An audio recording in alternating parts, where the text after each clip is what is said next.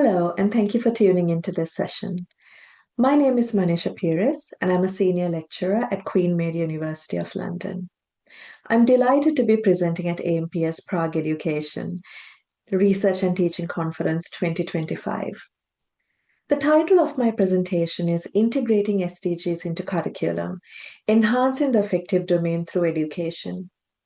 In this talk, I explore how embedding the Sustainability Development Goals within higher education curricula can do more than just raise awareness of global issues. It can actively support the development of students' values, empathy, and sense of purpose, aligning with what we call the affective domain of learning. I'll be sharing insights from both curriculum design practice and relevant pedagogical literature, with a particular focus on how we can intentionally foster effective outcomes in our teaching.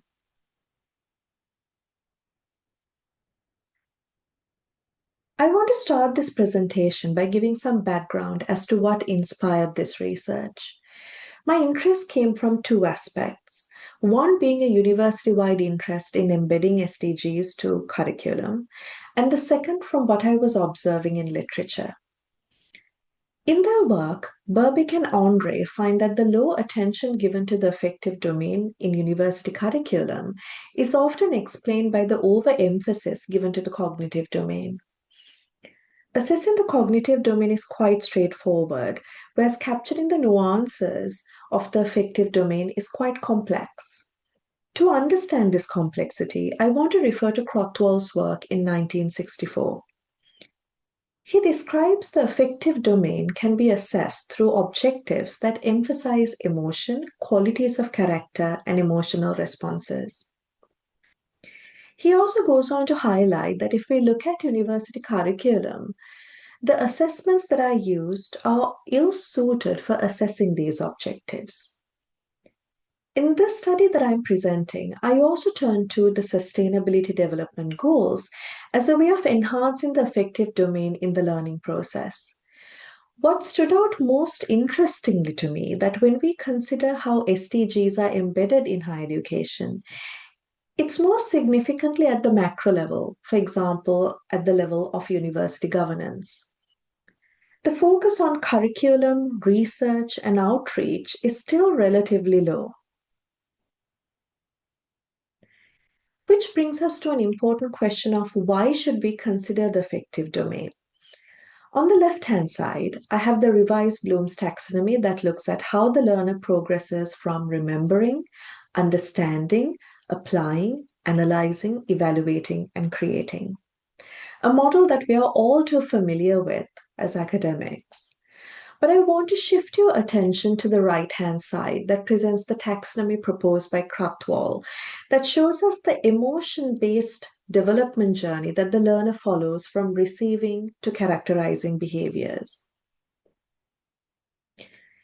If we take a deeper look, receiving refers to being aware of or sensitive to existing certain ideas, materials, or phenomena, and the learner's willingness to tolerate them.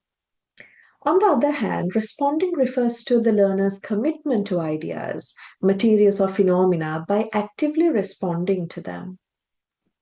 Valuing is the learner's willingness to be perceived by others as valuing these ideas, materials, and phenomena. Organization is to relate the values to those already held by the learner. And finally, characterization by value is to act consistently in accordance with the values that the learner has internalized. So, when we consider how we might develop the affective domain in the learning environment, we need to consider how we can create awareness of societal issues, create interest in understanding the effects on our environment, create a value in involvement in making that positive change, guiding the student towards creating new values and shifting their own beliefs, and supporting the student through the patterns of adjustments linked to these new values that they are now internalizing. At this point, it's important to highlight why the SDGs were considered. Firstly, The Sustainability Development Goals have high relevance to the world the learner currently exists in, as well as what they will be entering into in the workforce. Since the Sustainability Development Goals focus on specific global challenges, it gives the opportunity for the learner to engage with the subject matter at an emotional level. And this in turn gives us the opportunity to focus on the affective domain. For this study, I'm going to refer to two examples where the curriculum was aligned to the Sustainability Development Goals and focused on the affective domain. Both examples refer to postgraduate modules in a business and management program focusing on marketing. In the case of Module 1, the Week 8 topic focused on ethical marketing, and in the case of Module 2, the Week 9 topic focused on sustainability marketing. For both modules, the topic was aligned to specific sustainability development goals, specifically gender equality, responsible consumption and production, reducing inequalities, and climate action. In the case of Module 1, where the topic of ethical marketing formed a larger proportion of the module, the learning outcomes were aligned to all 5 phases of the affective domain. Learning outcome 1 looked at receiving and responding. Learning outcome 2 looked at valuing. Learning outcome 3 looked at organization. And learning outcome 4 looked at characterization by value. In contrast, Module 2 had a smaller proportion of the module focusing on sustainability marketing. So here, Learning Outcome 1 focused on receiving, Learning Outcome 2 looked at receiving and responding, and Learning Outcome 3 looked at valuing. In both of the modules, the students engaged in a series of activities and formative assessments were used as points of reflection and feed forward. For example, in both the modules, the students went on an excursion to the Museum of Brands, which formed the experiential learning element of that week's learning. This was followed by a group reflection where students shared their stories, experience, and observations. The students then participated in class activities where they examined good and bad practices in marketing campaigns. Across all activities, feed forward was used as a way of pedagogical scaffolding.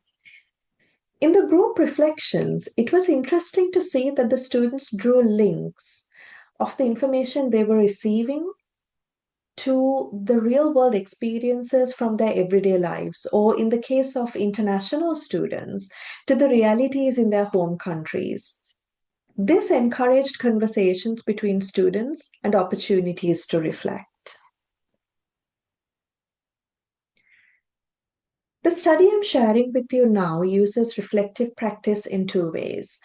One, as a way of facilitating dialogic collaborative reflection in the classroom, where in both the modules, reflective discussions were used after learning activities, and Gibbs' reflective cycle was used as a way of structuring the reflection.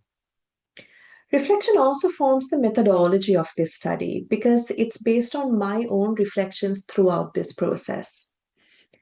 Constructive alignment was used to align the intended learning outcomes to the sustainability development goals. And Sean's approach to reflection in action and reflection on action was used as a way of unpacking the observations that I made.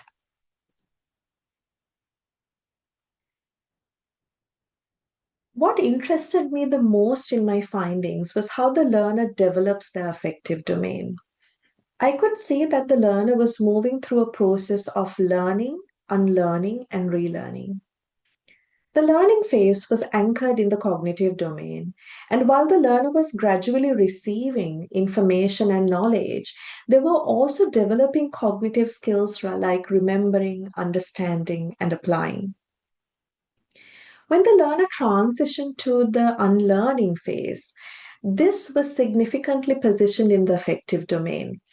This was a challenging phase to the learner because they were looking inwards and questioning themselves, their beliefs, their values, and there was often internalized conflict. Here, the students recognized their own positions of privilege or disadvantage. But it would be wrong to say this was absent of the cognitive domain. I observed the students showcasing cognitive skills like analyzing and evaluating here. Finally, the learner transitioned to the relearning phase. Here, the learner was showcasing significant behavioral change or reflection on how they now hope to change their behaviors. For example, the students talked about how they would change their consumption habits or boycott certain brands. Finally, I would like to end this presentation by highlighting some lessons learned. During the collaborative reflection discussions that stood out most was how enabling the student to share their stories and experiences encouraged dialogue and reflection. It allowed the student to see these societal issues at a personal level. Using structured frameworks like Gibbs' reflective cycle was helpful not only to guide the student through the reflective process, but also to encourage debate on sensitive topics. As the learner reaches the unlearning and relearning process or phases, it's important to support the learner through their internalized conflict. This is a challenging phase for the learner, and a supportive, nurturing environment can ease the stress that comes with changing behaviors and attitudes. Here are some of the works I referred to in this study. These works really shape my thinking on sustainability development goal integration and the affective domain, especially the systematic literature review by Serafini and colleagues and the inspirational work by Philo and colleagues in Latin America. Thank you so much for listening. These ideas are very much evolving. So if you are working on anything similar or want to connect, I would love to hear from you. Thank you.